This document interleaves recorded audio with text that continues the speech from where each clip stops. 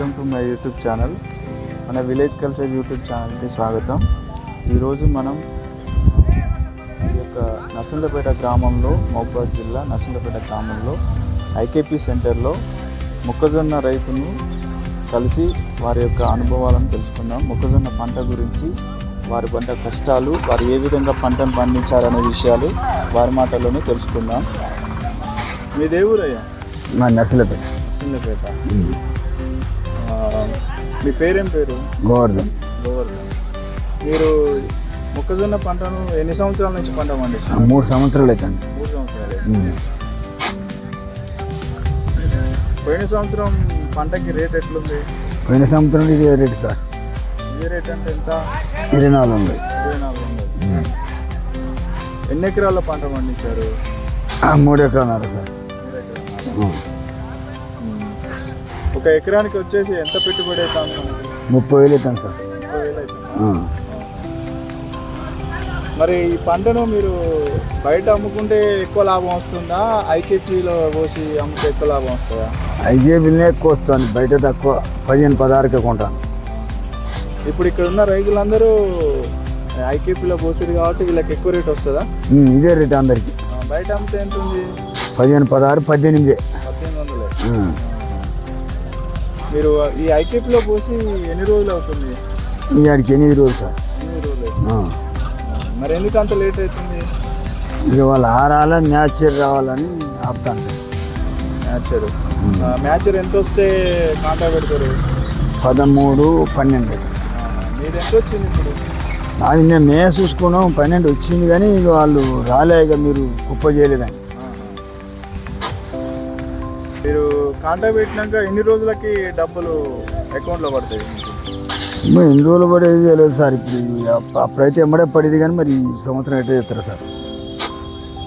ఇక్కడ మీకు ఏమైనా ఇబ్బందులు ఉన్నాయా ఐకేపీలో? ఇక ఇబ్బంది అంటే ఇబ్బంది ఏం లేదు సార్. అయ్యో, నిన్ననే కలెక్టర్ చెప్పిండట. నిన్న బాగా తొందరపడి నిన్న బాగా కుప్పలు చూసింది.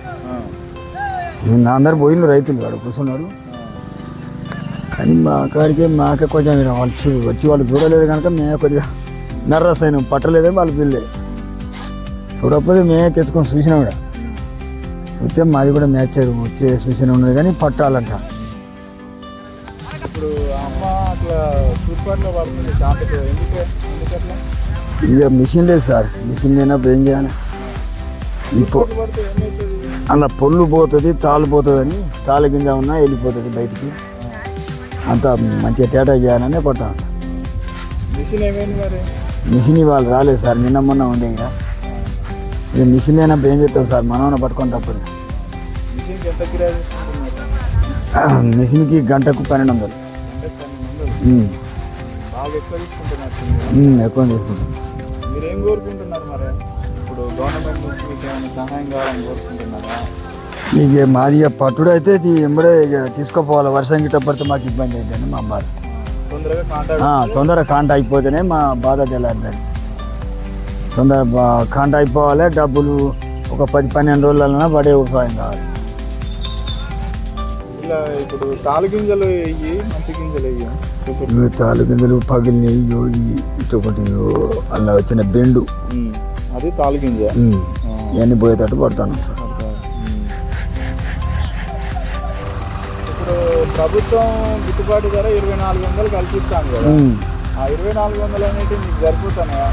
ఇవన్నీ లెక్క చేస్తే ఏడు సరిపోతాయి సార్. ఇంత ఇంకా ప్రభుత్వం ఇంకో పైసా కల్పిస్తేనే మాకు మంచిదని అనిపిస్తాను సార్. ఇంకా రేటు పెరగాలని. రేటు పెరగాలి, కానీ ఇక వాళ్ళ ఆలోచన అది. వాళ్ళు మన రైతులు ఇబ్బంది అవుతుందని వాళ్ళు పెంచితే మంచిది. వాళ్ళు పెంచాలి. వాళ్ళు పెంచితే మనకు పావుల పరుకు కలిసేస్తే మా ఇబ్బందులు తగ్గుతాయి. ఇప్పుడు రోజు 2 లారీలు వస్తున్నాయి కదా,